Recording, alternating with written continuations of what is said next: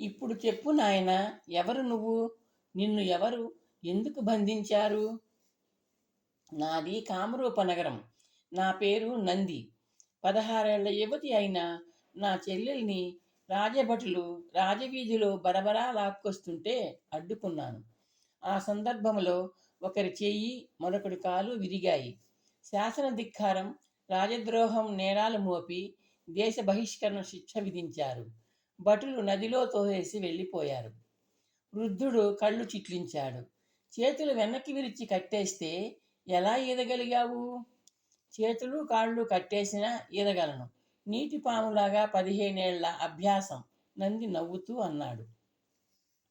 ఎందుకో నీ మాటలు నమ్మాలనిపిస్తోంది. నన్ను కన్న తల్లిదండ్రుల సాక్షిగా నేను పలికిన ప్రతి అక్షరమూ నిజమే. వృద్ధుడు నమ్ముతున్నట్టు తల పంకించాడు.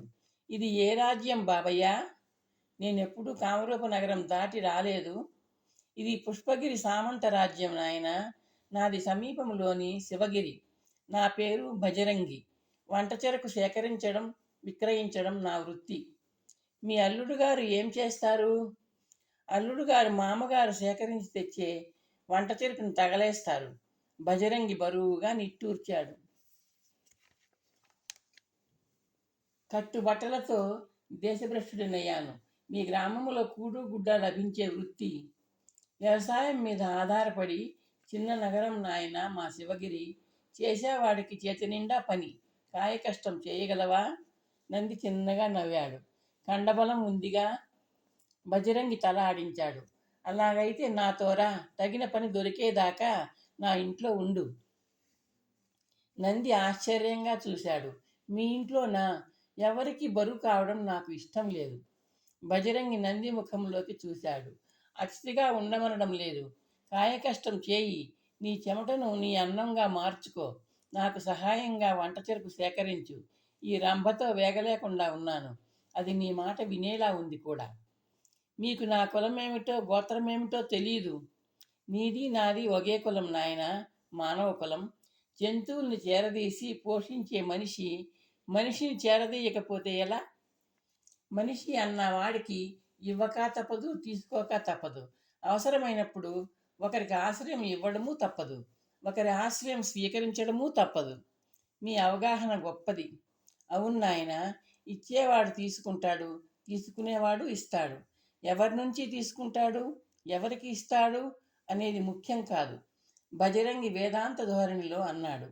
సందేహించకు నాయన, పెద్దవాణ్ణి. నన్ను నీ పెదనాన్న అనుకో అన్నట్టు నీకు పెదనాన్నగారు ఉన్నారా? లేరు. ఈ బజరంగిలో ఉన్నాడు. రా వెళ్దాం అంటూ బజరంగి నొగల మీదకు ఎక్కాడు. అశ్వశకటం కదిలింది. బజరంగి ఇల్లు పట్టణానికి ఇటువైపే ఉంది. దీపాల వేళకి ముందే శకటాన్ని తన ఇంటి ఆవరణలో ఆపాడు బజరంగి. నంది అతనికి చేయూతను అందించాడు. బజరంగి గుర్రాన్ని విప్పి దానిని బంధించే చోటికి తీసుకెళ్లాడు. నంది చుట్టూ చూశాడు. వంట చెరకు మేట కనిపించలేదు. బండిలో ఉన్న కట్టెల మోపును ఎక్కడ ఉంచాలి?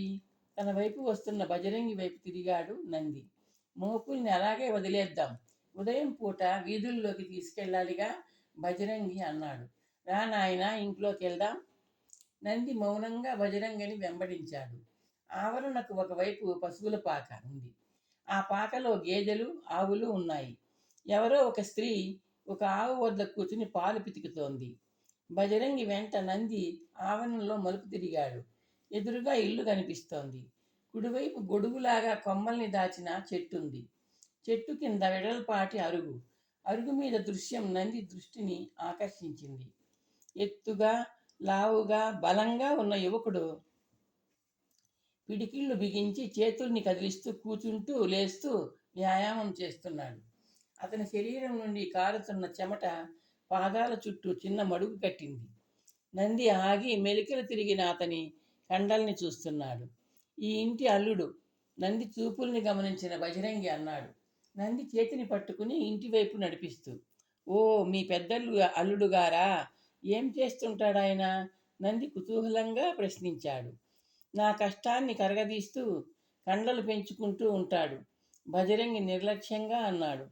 పెంచుతున్న ఆ కండరాలకి పంచుతున్న బలాన్ని ఏం చేయాలనుకుంటున్నాడో ఆ భగవంతుడికే తెలియాలి. అంటే అంతే నాయనా, వెనకటి ఎవరో రాజుగారు మల్లయోధుణ్ణి మేపినట్టు ఈయన గారిని మేపుతున్నాను. తినడం, తిరగడం, రేపటి వేళ మాపటి వేళ ఇలా చెమటలు కక్కడం. బజరంగి గుమ్మానికి రెండు వైపులా పొడవుగా ఉన్న అరుగు ముందు ఆగాడు.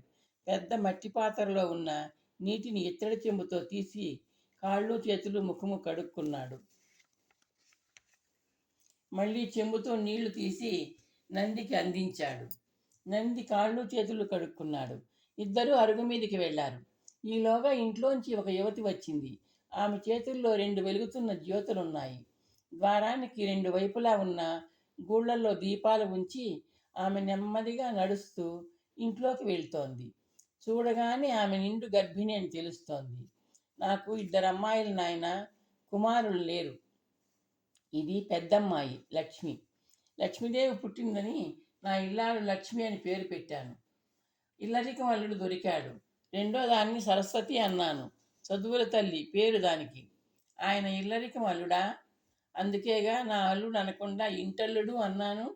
బజరంగి నవ్వుతూ అన్నాడు. అరుగు మీద కూర్చుంటూ కూర్చోమని నందికి సైగ చేశాడు. నంది అతని దగ్గరగా అరుగు మీద కూర్చుని కాళ్ళని కిందికి వదిలాడు. కామరూప రాజ్యంలోంచి మరో రాజ్యంలోకి రాళ్ల మీద ముళ్ళ మీద సాగిన నడక సంపాదించి ఇచ్చిన నొప్పులు ఇంకా తన పాదాలని, కాళ్ళని, శరీరాన్ని ఆశ్రయించి ఉన్నాయి. లక్ష్మి, బజరంగి పిలిచాడు. గర్భవతి అయిన లక్ష్మి గుమ్మం దగ్గరగా వచ్చి ద్వారబంధానికి ఆనుకొని నిలుచుంది. ఏం నాన్న, రెండు ముంతల్లో మజ్జిగ తీసుకురామ్మా. లక్ష్మి మౌనంగా ఇంట్లోకి నిష్క్రమించింది. కాసేపట్లో రెండు చేతులతో రెండు ముంతలు తీసుకుని వచ్చింది. బజరంగి ఒక ముంతను అందుకుని నందికి ఇచ్చాడు. రెండో ముంత తీసుకుంటూ లక్ష్మికి నందిని పరిచయం చేశాడు. ఈ యువకుడు కామరూప రాజ్యం నుండి వచ్చాడు. పేరు నంది. లక్ష్మి నందివైపు పలకరింపుగా చూసింది. బాగున్నారా? బాగున్నానమ్మా, నంది చిరునవ్వుతో అన్నాడు. లక్ష్మి తలాడించి మెల్లగా వెనుదిరిగింది. అబ్బాయి నంది మన అతిథి తల్లి, బజరంగి హెచ్చరించాడు. అలాగే నాన్న, చెప్పాలా? లక్ష్మి సౌమ్యంగా అంటూ లోపలికి వెళ్ళిపోయింది. నంది మజ్జిగ రుచి చూశాడు. ఉప్పు నిమ్మరసం కలిపిన మజ్జిగ నోరు ఊరిస్తోంది. కొంచెం దూరంలో పాలపాత్ర పట్టుకొని రెండో అమ్మాయి వస్తోంది.